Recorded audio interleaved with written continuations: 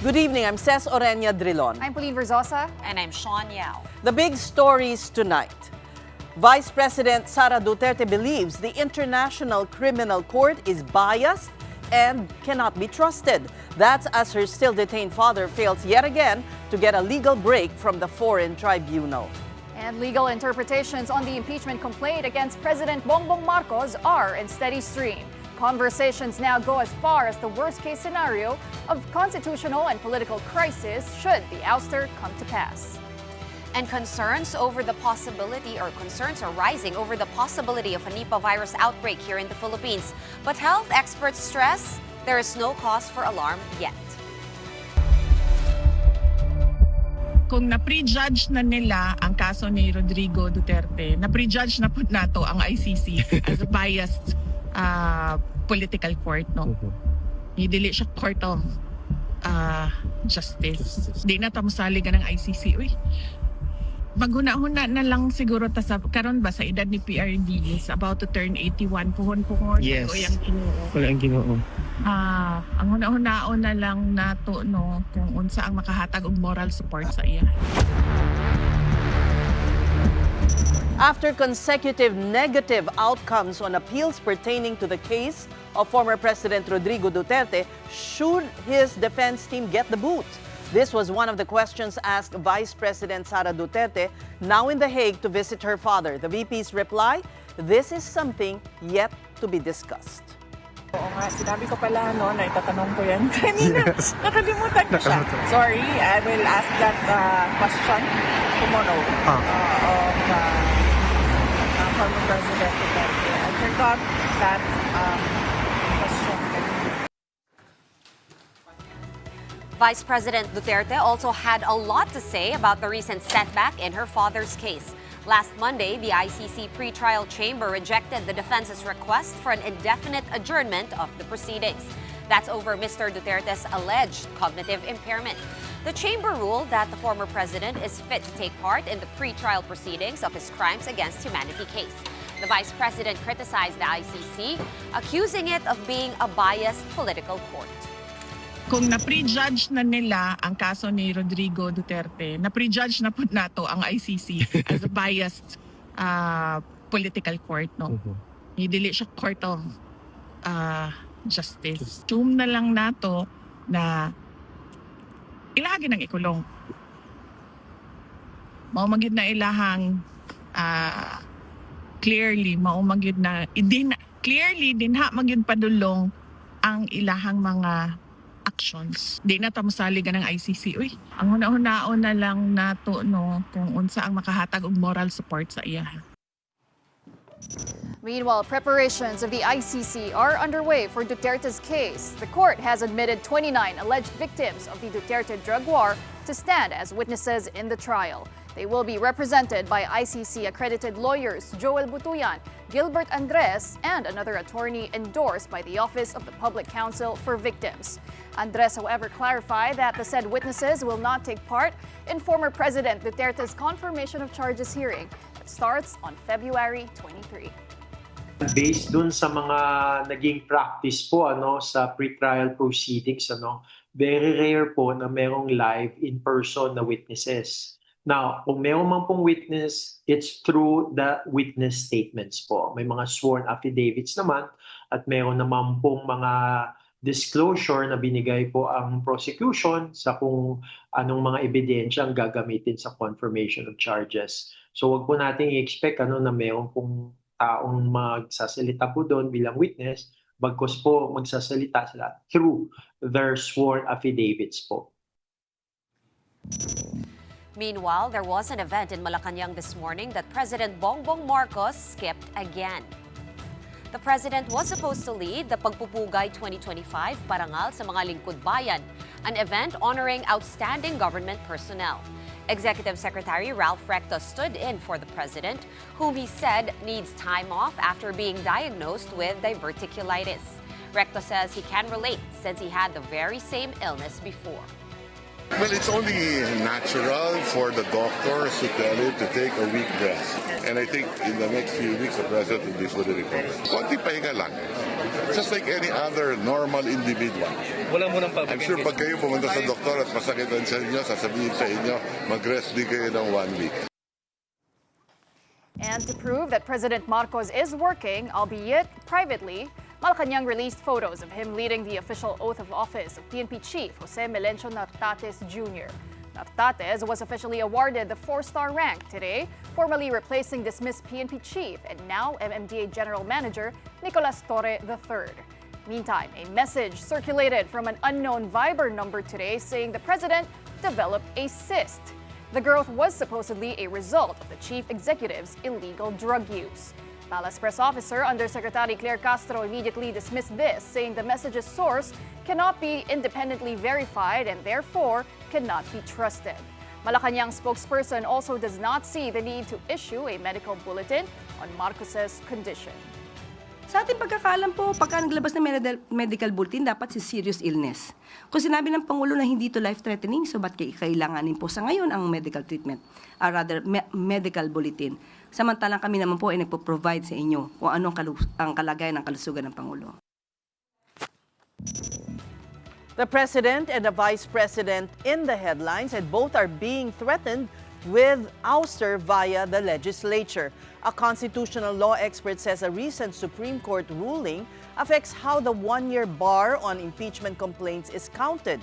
UP College of Law Assistant Professor Paulo Tamase told Morning Matters that while the Constitution states no impeachment complaint may be initiated more than once a year, the 2024 Supreme Court ruling in Duterte versus House of Representatives indicates the one-year bar is counted from the dismissal of the complaint, not from its filing. Tamase explained that impeachment complaints are treated as one set, and the one-year bar begins only once all complaints are dismissed, whether at the committee level or on the House floor. If you look at the text of the Constitution, which says that no complaint for impeachment shall be initiated more than once in a year, it seems that you count the one-year bar from initiation. And that was the rule in Francisco versus House of Representatives, this 2004, so 20-year-old case. But in the Duterte versus House of Representatives decision that came out last year, it seems to suggest that the one-year bar is counted from the dismissal of the complaint. So whether there's a violation of due process that will result in an effective dismissal, or there's a dismissal after proceedings have started, that's when the one-year bar rule starts. Meanwhile, former Supreme Court Associate Justice Adolfo Ascuna said criminal cases cannot be filed against impeachable officials unless impeachment proceedings come first. This comes amid criminal complaints filed against Vice President Sara Duterte. Here's what he said on our sister program, Storycon. What they can do is they can investigate, but they cannot file the criminal case until they first file an impeachment complaint. And if they are not able to file an impeachment complaint because of the one-year ban, then they cannot file a criminal case against the person. They have to wait for that one-year ban to expire, file an impeachment case, have the impeachment case terminated, and if he or she is convicted, it says that is without prejudice to a criminal case. And joining us tonight, the man by whom the Francisco Doctrine was named after, Attorney Ernesto Francisco. He was a petitioner in the landmark Francisco versus House of Representatives case, which questioned impeachment rules. Good evening to you, Attorney. Good evening to you. You see there is a problem in these two impeachment complaints? Yes, because the Supreme Court ruling in the case of the Vice President says it's immediately executory. That's why the Senate and the House stopped. So based on that ruling, there are certain pronouncements of the Supreme Court which should be incorporated in the House rules on impeachment. So with all due respect, I think what the House of Representatives should have done was to pause and adopt the ruling in the Vice President's case and adjust or revise the impeachment The rules. process. Yeah. What's very May I impor- interrupt you there? Because we had Rene Sarmiento here, and he said that the old rules still take in effect. This is his view, because there are still pending motions for reconsideration before the SC. I disagree. It's immediately executory. We have to follow. Now, if there's an adverse ruling later on, then we adjust. That's the rule, that's the practice. We have to comply with what is in the Duterte ruling. Okay. Now, there's a very important provision there which applies to this case. In that ruling, it says that all the congressmen be given copies of the impeachment complaints during the 10 session days when the impeachment complaint is referred to the Justice Committee. no, included in the order of business. And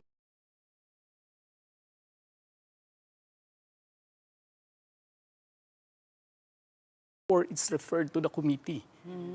So Just this to not make it, automatic. just to laymanize it, attorney. So plenary muna for 3 session days where all the congressmen can discuss it before it gets referred to the Justice Committee for another 10 session Precisely, days. because the meaning of initiation is that there is the filing and initial action of the House. The initial action of the House is the referral to the Committee on Justice. Now, under this Duterte ruling, that is not done blindly. It should be done, they use a deliberative. It's a deliberative Everyone in the House of Representatives has to study. O, hindi na automatic, unlike before, na pag refers order of business, refer kagad sa Committee on Justice. Now, I don't know, I'm just basing this on news reports, but with what the House of Representatives did, the effect is that they referred the first impeachment complaint to the Committee on Justice. That already barred the second impeachment complaint. They consolidated it. That's what they They said. do not have, okay, with all due respect, I heard the chairperson of the Committee on Justice say that they will consolidate. But what the Supreme Court said in the impeachment case of the Vice President is that consolidation may be done by the House in plenary during the 3 session days before it is referred to the Committee on Justice. That's very clear. It's the plenary who can do the consolidation. Now, if you look at the present House rules on impeachment, there's no provision on consolidation. Correct. It is a gray area, but we kind of started taking it as kind of the norm because the last time, when they were trying to impeach or when they did impeach VP Sara Duterte, what happened was supposedly the SecGen sat on these 3 complaints and they used the third mode, which is the 1/3 vote. But what the congressman did was to file that 4th complaint using a consolidation of all the articles in the first 3 complaints. So you're saying that consolidation it's not actually explicitly provided for. It's not in the rules on impeachment. The House should amend the rules first in compliance with the Supreme Court ruling. What does this mean? What is the immediate impact of this? May impeachment complaint pa ba o wala? The immediate impact, in my opinion, is that the incumbent president is already immune for 1 year by the first impeachment complaint, not the second impeachment complaint. That is your opinion. Yes, because there was a filing and there was an initial action, which was the referral to the Committee on Justice. And that's done. The inclusion in the calendar Yes, as well. order of business, then referral to the Committee on Justice. So, for you, So they attorney, achieved what they wanted, if that Yeah. is what they wanted. So there are suspicions that it was meant to protect the president, actually, to shield him from real complaints. This is not a real complaint. I cannot comment on that because that will be speculating. But I have read the complaint, the first impeachment Papasa complaint. ba And yun I have sa my- sufficient I in have form my- and substance? I don't want to preempt the Committee on Justice, but it's available in the internet. All the lawyers can look at it and come up with their own conclusion. tell us your thoughts, attorney, based Yeah. on reading it. What do you think? Is it, without going into the merits of the case, I have filed. was it sufficient? I have filed a couple of impeachment complaints in the past. it might be dismissed for insufficiency of substance. Insufficiency. Of course, a lot of the criticism against this first impeachment complaint, the one by attorney Andre De Jesus, a lot of the criticism was ginamit na proof is mga reports, media interviews, things like that, diba? Nothing substantive to back up the complaint. Yeah, the rulings kasi when you use newspaper reports. But I'm not prejudging his complaint. Maybe it will also muster enough votes in the Committee on Justice. Let's follow that train of thought, attorney, where you said the House should have amended their internal rules right after the Supreme Court ruling on the VP Sara Duterte impeachment came out, which they didn't. I wonder though, if I may interrupt your go question, ahead. why would they do that when they themselves filed an MR? It would be as if they are submitting themselves to the ruling when they are appealing it, in fact. They can do that. They could have done that without prejudice to their motion for reconsideration. They just have to put on record that in the meantime they will comply because it's immediately executory. Take note that both the Senate and the House complied. Otherwise, nagtuloy-tuloy yung Duterte impeachment. But they didn't comply with that part, which is to amend their own rules, diba? So now that we find ourselves here, is there still a way for them? I mean, it is their own rules. It is their prerogative. Can they, kumbaga, attorney, change their rules now in the middle of the game? At this point, having realized Can maybe, somebody point out, oops, uy, Mali. dapat pala. Maybe after listening to this interview, they could be like, ding, like who knows, right? No, nothing can be done anymore because there are two impeachment complaints deed that was were done. Yes, and chances are whatever will be the outcome of this will go up to the Supreme Court at least for the next 1 year. So for you, attorney, the one-year bar is already in effect. Yes. But there are some discussions among academics. Professor Tamase earlier, we ran that item where he was saying there's some confusion because of the Duterte ruling, which says that the one-year bar starts not from initiation, but from when a complaint is dismissed. Can you explain that to us? Does that... there are as many opinions as there are lawyers, Yeah. I have to say. Did you encounter that though when you read? I know because attorney has the copy of the Supreme Court I've ruling. read it there, several right there. times. That ruling applies to that specific situation only. What Where- situation? Where the Secretary General and somehow the Speaker sat on these three impeachment complaints. And the Supreme Court said that effectively there was dismissal, and that's a bar to the Ayun na yun, court. the act of sitting and not acting was the dismissal. Effectively it was a dismissal. And so you cannot stretch that dismissal to mean the procedure in the Committee of Justice, correct? Because what he's saying is that it's the Committee on Justice that has to dismiss, right? And that is when the bar starts. No, Ano in ba? fact that's the Nakaka-confuse. that was the rule before that was invalidated by the Supreme Court in the Francisco ruling. Before it was the Committee on Justice has to come up with a decision finding the complaint sufficient in substance. And the Supreme Court said in the Francisco ruling, filing plus initial action of the House in plenary by referring to the Committee on Justice, that starts the one-year bar. That's the start. Yes. Going So into this, wala ng Francisco doctrine. No, it's there. Binura na. No, it's there.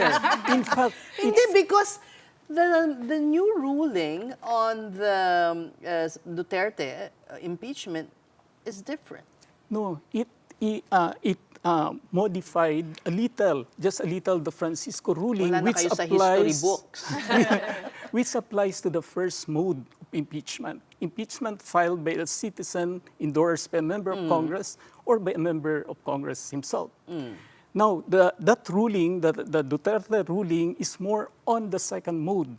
When the impeachment is initiated by at least one-third of the House, doon marami na talagang rules to implement the due process clause of the Constitution. actually, when we interviewed Representative Jervil Luistro here, the head of the chairwoman rather of the Justice Committee, she said nga that SC ruling on the VP Sara impeachment, it really only has to do with the one-third mode, which is the third mode, diba? Yung one-third members of the House agreeing.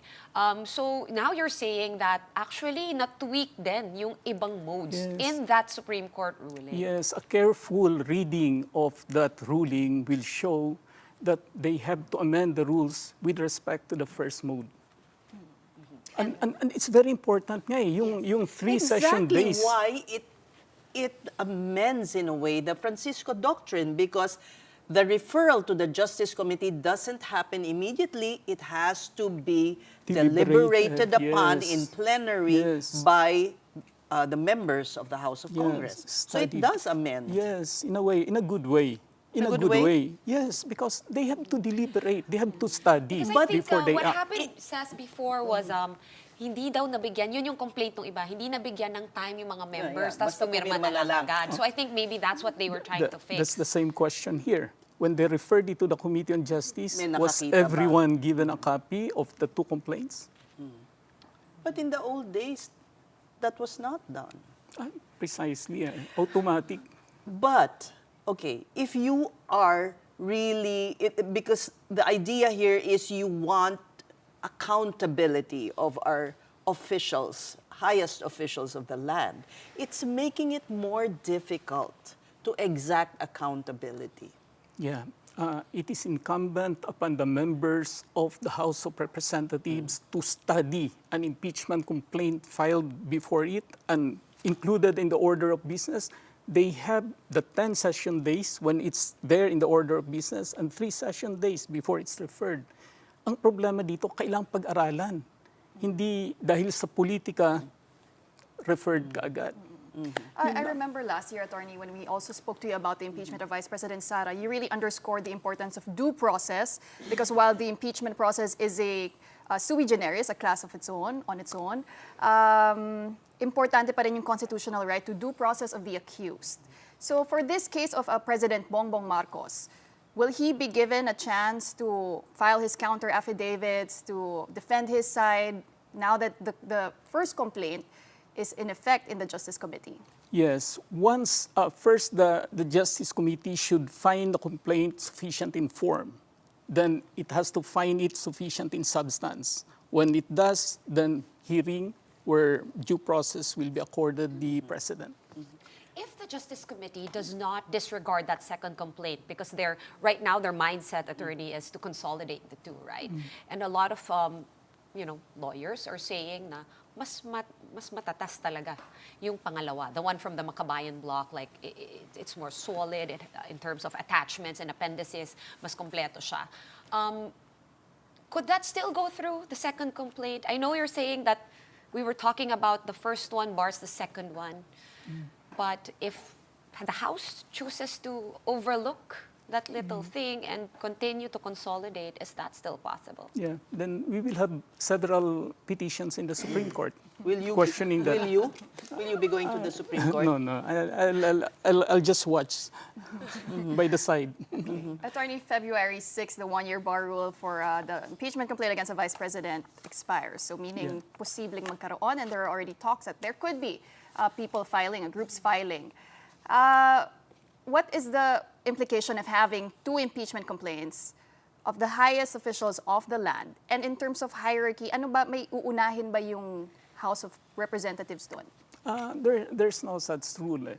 The House can tackle both at the same time. The Committee on Justice, there's no such prohibition. But in the case now of VP Sara, because it won't be till Feb 6, your advice is for them to follow what the Supreme Court had said. Yes. Even if there's no ruling yet on the motion for reconsideration, it's immediately executory. Baka sinadya yun kasi they are allies of the President, you know? I don't want to comment on that again. But can they change your rules? So, okay, with the President's impeachment complaints, hindi na-amend yung House rules. Can they still amend the House rules before Feb 6? Yes, they can. But I don't think it can apply to these 2 complaints that were already referred to the Committee on Justice. And in fact, they should. They should. What should the President be doing? I'm sure he will engage counsel. Like, as of now, should he already be represented in the Committee on Justice? I'm sure that his lawyers already preparing, even before that was filed. These complaints were filed. Naghanda na yan. Pinag-aaralan na yan. But if you have a fearless forecast, attorney, and I'm sorry to ask you this, but what do you think is going to happen? Madadrop ba itong impeachment complaint? Because some say, no, pagka masyadong mabilis, usually that's what happens to an impeachment. Based on my experience, and with all due respect to the complainant and the endorser, that will be dismissed. It's just a question of whether it will be dismissed for insufficiency in form or insufficiency in substance. In form, I look at it, it will pass. The second complaint. I have not seen it. Although they were calling me before they filed to consult, but I was out of town. So it won't be a first in history where you have the two highest officials of the land facing impeachment. The first one, based on what you're saying, is an open and shut case, dismissed. For a year. No, they Bumilang na yung isang taon. they have 60 days to do that. So baka magkasabay yan. Magkakasabay yan. So you're saying also, because it appears that there are many groups that will also be filing different complaints, the act of consolidation does not happen in the Justice Committee, but in the plenary. Yes. May you explain the process? A complaint is filed with the Secretary General. The Secretary General is supposed to refer that right away so that it can be included in the order of business, 10 session days. So when it's included, by that time, the members of the House should be given a copy, not just of the complaint, but the evidence attached to it. Then they have 3 session days to deliberate whether to dismiss as a sham complaint. It's in the ruling. They can dismiss sham complaints, or they can consolidate. In fact, they could have waited for additional complaints and then consolidated everything, all. So, attorney, this so-called express lane mode of fast-tracking one-third signatures, when does that happen now? I mean, now that the Supreme Court has laid down all these rules, and as you mentioned, due process must be followed, kailan mag-a-apply po ang one-third option na yan? That can already take place now, but the House rules should be amended first. And with respect to the President, they have to wait for another year, because I think that the 1-year bar is already effective. Already bumagsak na yung metro, Yes, kung baga. with the first impeachment Right. complaint. But give us the timeline, no? If they amend the rules and if there are many complaints, how long do you wait?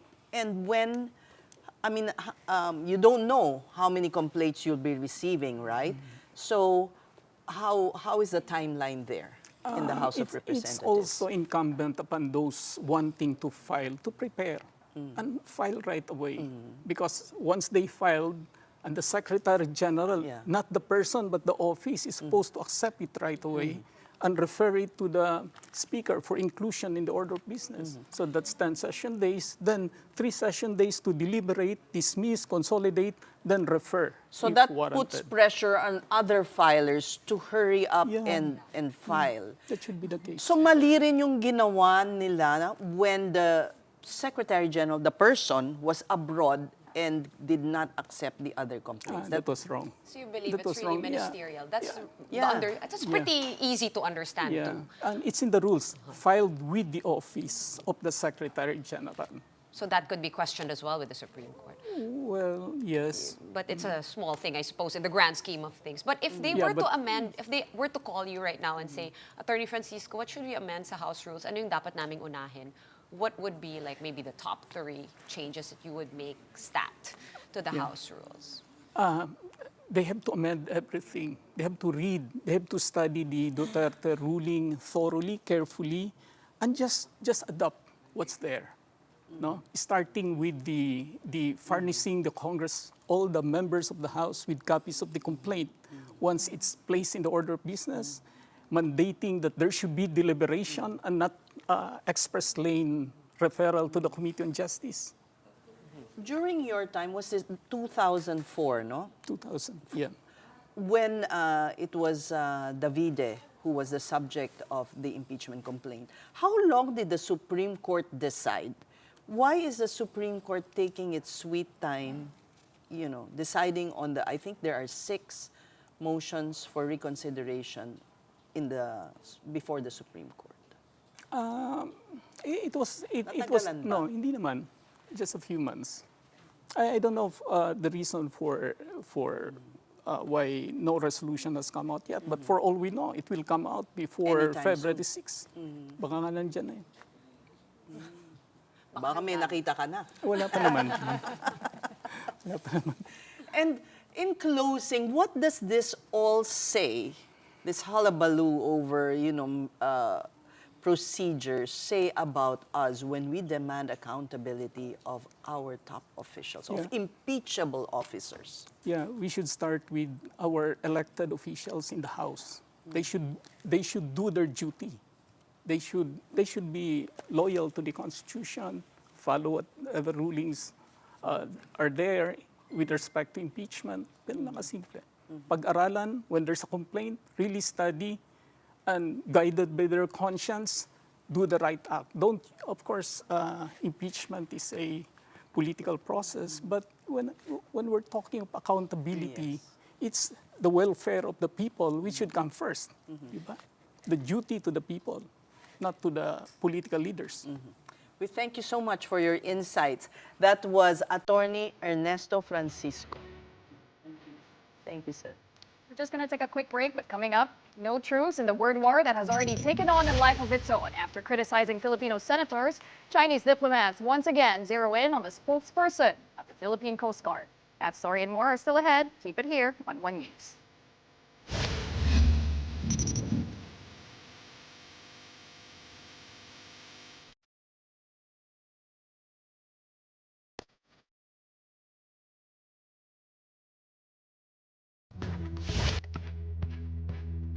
The big story is back with the Chinese embassy at it again.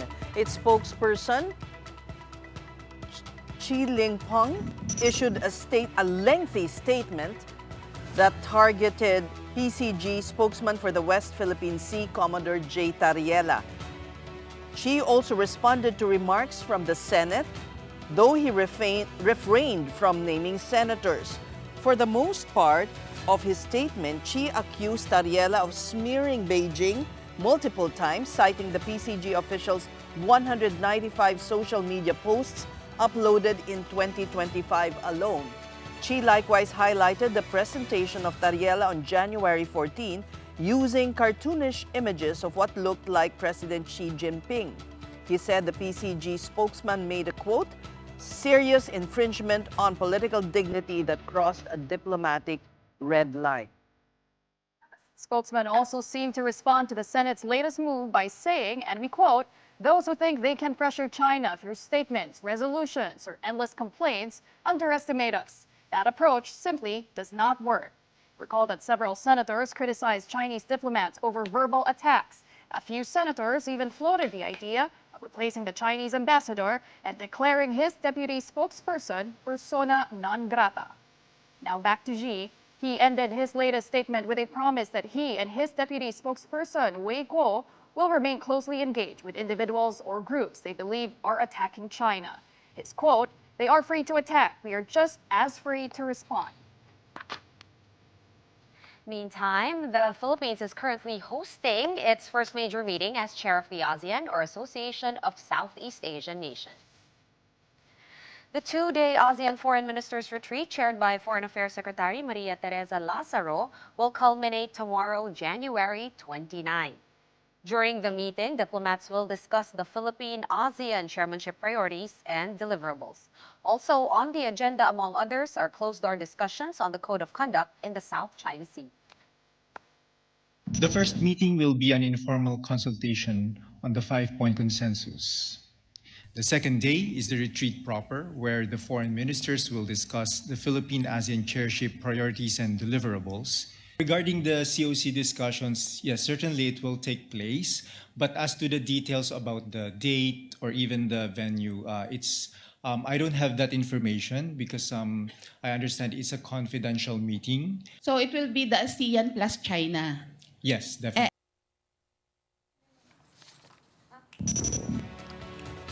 All right, in other news, the health department says there is no need to raise an alert over the Nipah virus or other infectious diseases, assuring the public that monitoring systems are firmly in place. The DOH Assistant Secretary Albert Domingo told 1PHS sa Totoo Lang that health authorities worldwide are not panicking but staying cautious, especially because Nipah can cause encephalitis or brain swelling. He stressed, however, that while any untreated infection can be fatal, not everything in the news should trigger fear. Domingo further said the agency is closely tracking reported cases in India through the World Health Organization's monitoring network and noted that the Bureau of Quarantine remains on 24/7 watch at airports and seaports. Hindi kailangan mag-alerto kasi by default nakabantay tayo. 24 oras nandoon yung ating mga Bureau of Quarantine. Hindi natutulog ang DOH, hindi natutulog ang Bureau of Quarantine. Habang tayo natutulog, nakabantay po sila palagi.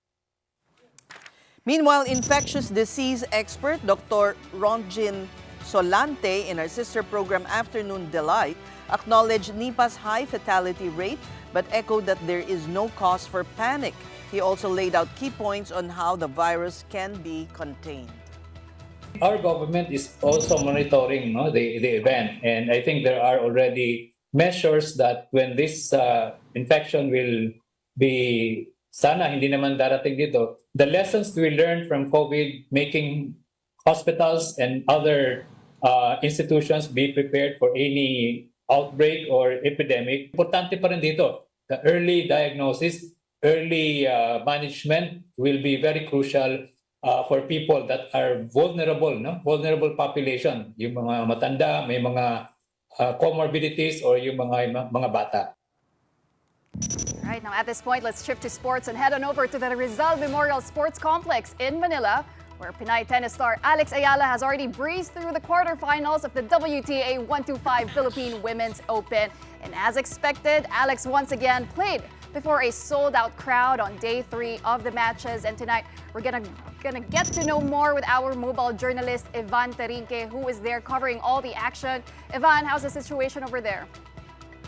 Pauline, masaya nga yung crowd ng Rizal Memorial Complex kung saan nga kanina lang pinaipanalo ni Pinay tennis ace na si Alex Eala ang kanyang laban kontra sa Japanese na si Jimeno Sakatsume para nga ma-secure niya ang kanyang spot for the round of 18 or yung quarterfinals ng WTA 125 Philippine Women's Open. Naging mainit nga yung labanan ng dalawa kung saan nga nung pagdating ng first set talagang palitan lang ng score ang dalawa pero pagdating naman ng second set kung saan nag-breakdown itong si Sakatsume nag-cruise through naman na si Eala sealing the game. So natapos ang laro 6-4, 6-0. Kaya naman masayang-masaya yung crowd dito. Talagang kanina pagkatapos i-announce talagang yung mga tao lumapit sa may bandang court at talagang nagpapirma at nagkaroon ng time para magpaka-autograph para nga dito kay Philippine tennis ace Alex Eala, yung mga malapit dito sa may crowd area. Pauline. Okay, Evan, so tell us, sino yung next na makakaharap ni Alex?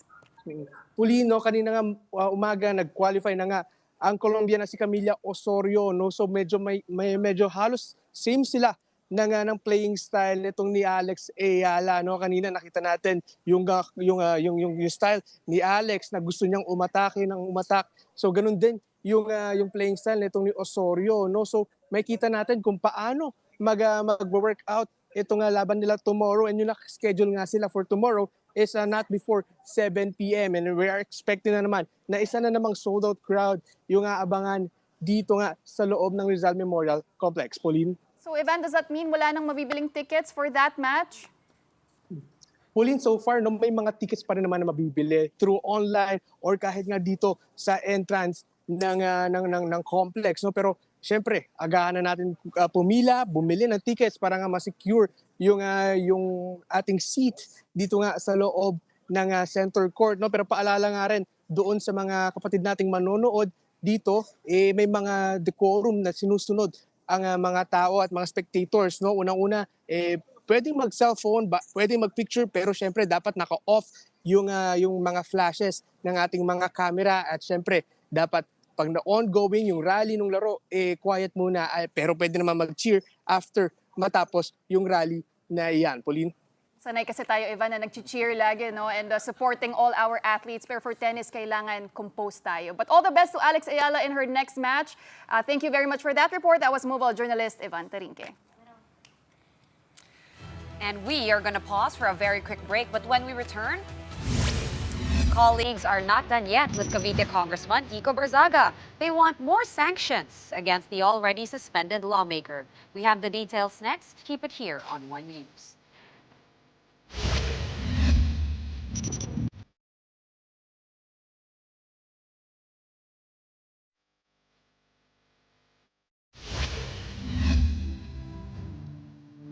Welcome back to the Big Story. Cavite Congressman Kiko Barzaga's 60-day suspension is ending on on Friday, January 30. But as early as now, some of his colleagues are already calling for his suspension again. Manila 2nd District Representative Rolando Valeriano filed the motion requesting the House Ethics Committee to suspend Barzaga a second time. One of the grounds cited, Barzaga's post accusing the National Unity Party of accepting bribes from businessman Enrique Razon. Valeriano also pointed to Barzaga accusing the late Congressman Romeo Acop of involvement in the flood control scandal.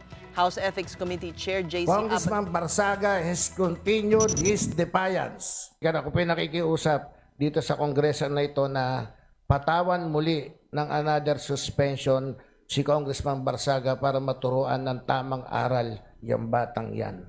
So I move, Mr. Speaker, na sa susunod na committee hearing ng ethics, siya po ay mapatawan muli ng another suspension without allowance and salaries. House Ethics Committee Chair J.C. Abalos said they will discuss Valeriano's motion next week. Prior to this, the House already adopted a motion to assess Barzaga's behavior while he is suspended. First, to conduct a thorough assessment on the conduct of the respondent member, Mr. Francisco Barzaga, during the period of his suspension. Second, to require the respondent member to the case, Mr. Barzaga, to appear in the hearing of the committee. As for Barzaga, well, he said he will defy any summons from the House Ethics Committee. He even challenged his colleagues to just expel him. And here are the other headlines, or here are the other stories making the headlines this midweek, starting with the continuing search and rescue operations for the missing passengers of MV Trisha Kirsten 3. The vessel carrying 344 people sank in the waters of Basilan on January 26. And at least 18 people have been confirmed dead, while 10 remain missing. Search operations resumed today with the help of technical divers and a remotely operated vehicle, or ROV. A 97-meter Philippine Coast Guard vessel from Palawan is also set to arrive, equipped with a hyperbaric chamber to support divers in case of breathing complications. Meantime, former Commission on Elections spokesperson James Jimenez has passed away at the age of 52. The COMELEC confirmed Jimenez's death in a Facebook post, paying tribute to his years of service and contributions to the poll body. Jimenez served as COMELEC spokesperson from 2006 to 2022, making him both the youngest and the longest-serving spokesperson in the agency's history. Former DPWH engineers Bryce Hernandez and JP Mendoza have pleaded not guilty to graft charges over an alleged ghost project in Bulacan. The two, along with cashier Cristina Pineda, were arraigned before the Sandigan Bayan earlier today. Following their pleas, the anti-graft court said the case will move to pre-trial before trial proper. The case stems from an alleged 92.8 million peso ghost flood control project in Pandi, Bulacan, which the Office of the Ombudsman said involved non-existent works. Among the co-accused is former Senator Bong Revilla, who surrendered earlier this month and is now detained at the Quezon City Jail. And Philippine National Police Chief Jose Melencio Nartates Jr. has officially been promoted to 4-star general 5 months after his appointment.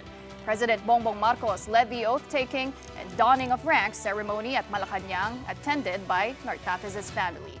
He later received arrival honors at Camp Crame, a tradition for incoming PNP chiefs, with senior officers and police personnel rendering honors. In his message to the troops, Nartates emphasized the importance of integrity in the police force. I stand before you entrusted with the full command of the Philippine National Police. As Chief, I will lead this organization in faithful service to the Constitution. I will enforce the rule of law without fear or favor. Professionalism, discipline, and integrity are not optional. They are expected. All right, and before we go, the cast of the much-anticipated TV5 series, A Secret in Prague, is off to the Czech Republic to shoot scenes. MJ Marfori tells us why the series is a big deal for its lead stars, Enrique Hill and Andrea Brillantes. The cool kids are off to Prague. They've officially taken off. Enrique Hill and Andrea Brillantes are now en route to the Czech Republic for their upcoming TV5 series, A Secret in Prague, and they were sent off by One News. According to Ken, this platform is a huge deal for him, especially since it's been 6 years since his last series. He also shared how excited he is to finally be working with Blythe. And speaking of Blythe, her newly honey blonde hair has been making waves online, with fans buzzing over her fresh look. This is really big for me, and of course to be in it with Blythe and Kim and the whole team, it's going to be really big. I think one of the biggest, if not the biggest show of 2026. New year, new me. New year, new hair. Yeah, new year, new hair. Siyempre may kinalaman to sa Prague. Oo, para din secret. Looks like Blythe almost let spoilers slip. But what's not a secret is Ken's character. Ako po dito si Mikoy Pinagpala. Normal, Filipino guy who goes abroad to work for his family para dun sa pangarap na iyang kapatid. So basically, super simple lang. And then when he gets there, he meets a very, very mysterious, wonderful, beautiful lady that's gonna change the course of their story. And there's a new tandem in town.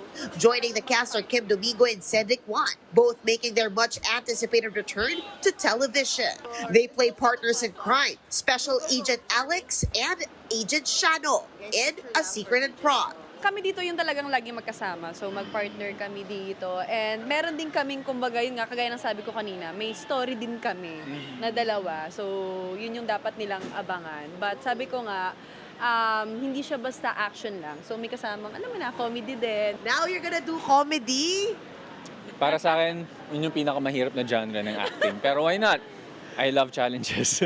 And it's not just the cast that's stacked. The creatives are just as heavy-hitting. Written by Mark Dwayne Angos. Directed by Barry Gonzalez from MQuest Ventures and Slingshot Studios. A Secret in Prague is coming to TV5 this summer. MJ Marfori, we are One News. Bongga, going to Prague. I know, but it what must an be- amazing vacation. I would love to go to Prague. Have you Imagine been? how cold. Yes, I have been. It is very nice, very worth it, but I'm sure it's really cool. What are your tips for Andrea Yeah. and Enrique? What should they Saan try? sila dapat Oo. pumunta? Just around the main square, dun sa may astronomical clock, and it's really nice, yung astronomical clock niya. I think it's and there's a bridge there. I think it's called the King Charles Bridge. I could be wrong, but it's right by the So square. it's very scenic, no? It's very Perfect for the, for a movie that will become a hit. This summer, can't wait to Mark my watch.